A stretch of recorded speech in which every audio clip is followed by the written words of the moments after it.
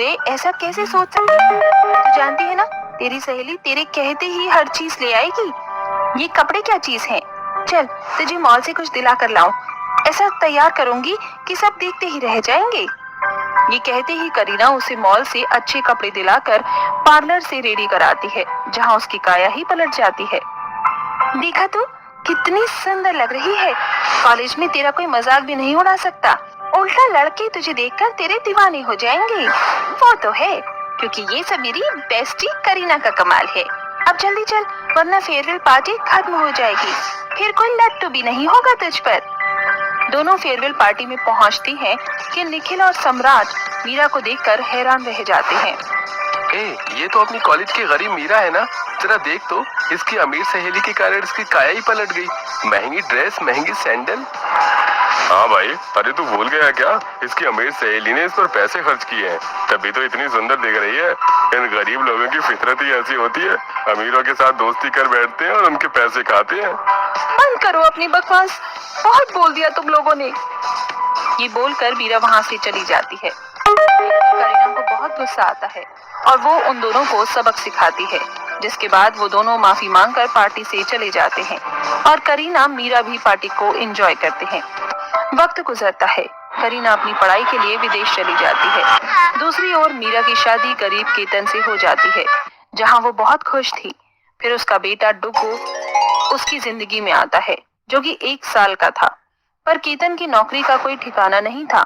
उसके मालिक का काम ठप हो जाता है। फिर एक सुबह डुगू रो रहा था।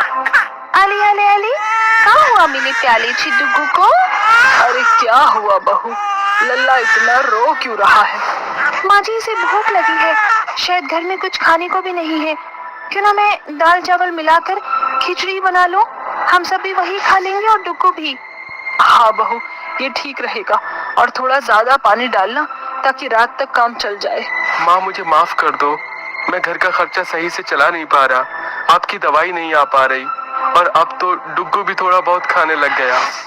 कोई बात नहीं बेटा, आज तू अपने मालिक से बात करना। केतन जी, आप खाना खाकर जाइएगा। नहीं मीरा, इतनी टेंशन है कि मैं चैन से बैठकर घर पर कुछ खा भी नहीं सकता। अच्छा, डुग्गू का ख्याल रखना। इतना कहकर केतन चला जाता है। फिर वो पानी वाली खिचड़ी बना देती है। दोपहर में सास बहू वही खाते हैं। खाते वक्त अचानक से मौसम बिगड़ जाता है और तेज बारिश होने लगती है, जिसके कारण उनके घर की छत से पानी टप टप करने लगता है और पानी मनोरमा की थाली में पड़ जाता है। हे भगवान, ये कैसे दिन देखने पड़ रहे हैं कि चैन से खाना भी नसीब नहीं हो रहा। अब बरसात की बूंदें हमें परेशान करेंगी।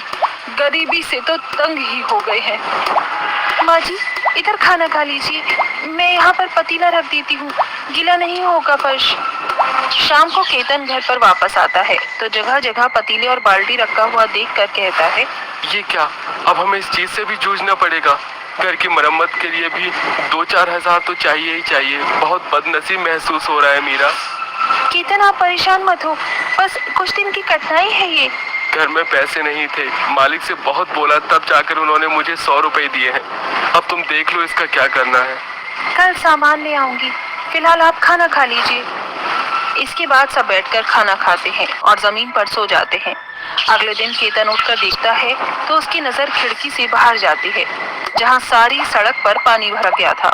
तभी एक गाड़ी उसके घर के सामने रुकी, जिसमें से छाता पकड़ा हुआ एक ड्राइवर, हाथों में सामान लिए हुए एक महिला जिसने चश्मा लगाया हुआ था, उसके साथ करीना के घर के अंदर आती है। मीरा, मीरा कहाँ है तू? करीना, तू अचानक, वो भी इतनी बारिश में कैसे आना हुआ? तेरी बहुत याद आ रही थी। मैं किसी काम से यहाँ से गुजर रही थी, फिर याद आया तेरा घर भी यहीं पड़ता है, तो मैं मुकेश को लेकर यहीं आ गई। ये देख कितने सारे तोहफे लेकर आई हूँ तेरे लिए, और तेरा बेटा भी है ना, ला इसे मुझे गोद में दे। डुग्गू मासी को हेलो बोलो। बहुत ही प्यारा बच्चा है। पूरे 6 साल बाद मिल रहे हैं ना हम। मीरा, बचपन के साथ रहे हैं हम और फिर अब अलग होना पड़ गया। अरे ये क्या, बारिश का पानी थोड़ा थोड़ा तुम्हारे घर में आ गया है। मुझे लगता है करीना, हमें चलना चाहिए, खामखा तुम्हारी दोस्त परेशान हो जाएगी। अरे नहीं नहीं बेटा, ऐसा मत सोचो, बल्कि हमें तो बहुत खुशी है। बहू, जरा कुर्सी लेकर आ, क्योंकि जमीन पर काफी पानी है। हमें अपनी सेवा करने का मौका तो दो। माँ जी, केतन जी, आप थोड़ा सा यहाँ संभालिए, मैं बाहर से कुछ लेकर आती हूँ। तभी मीरा बरसात में सर पर पन्नी रखकर भरी सड़क पर धीरे धीरे दुकान की तरफ जाती है और हलवाई वाले से समोसे कोल्ड ड्रिंक लेकर आ जाती है, जिसे वो अपनी अमीर सहेली और उसके पति के सामने रखती है। करीना, तू तो जानती है हमें बारिश का मौसम कितना पसंद था। देख, मैं तेरे लिए गर्मा गर्म समोसे लाई हूँ और जीजू आपके लिए भी। खाइए। हम खा लेंगे। आप खा लीजिए, मैं जब तक किसी तरीके से पानी रोकता हूँ। और मैं आप दोनों के लिए गर्मा गर्म भजिया बनाकर लाती हूँ। ये बोलकर मीरा गैस पर गरम गरम पकौड़े बनाती है। वहीं मुकेश और करीना टेबल और मेज पर बैठकर खाना खाते हैं और डुगू को मनोरमा संभालती है। केतन बाल्टी लेकर बारिश का पानी बाहर करता है। घर की ये दशा देखकर करीना बिना बताए मीरा और उसके ससुराल वालों को मदद करने की ठान लेती है। इतने में मीरा आती है। ये लीजिए, आप दोनों के लिए गर्मा गर्म भजिया तैयार हैं, वो भी हरी चटनी के साथ। खा लीजिए। अच्छा मीरा, मेरी एक बात सुनेगी? मेरी सास यहाँ पर नहीं है और यहाँ बारिश भी बहुत है, तो क्यों ना आप सब लोग कुछ दिन के लिए मेरे घर पर आ जाओ। इतने में बारिश का पानी भी सूख जाएगा और मैं डुगू के साथ खेल भी लूंगी। अरे केतन भाई साहब, मेरे ऑफिस में एक एम्प्लॉय की जगह कम हो गई है, तो क्या आप आ जाओगे? मुझे आप जैसा भरोसेमंद आदमी चाहिए।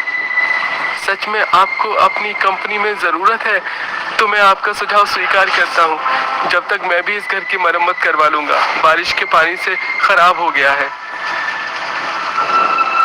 हाँ हाँ बिल्कुल जीजू। मीरा, आजा बैठ जा, तू भी मेरे साथ चाय पकौड़े खाकर बातें करना।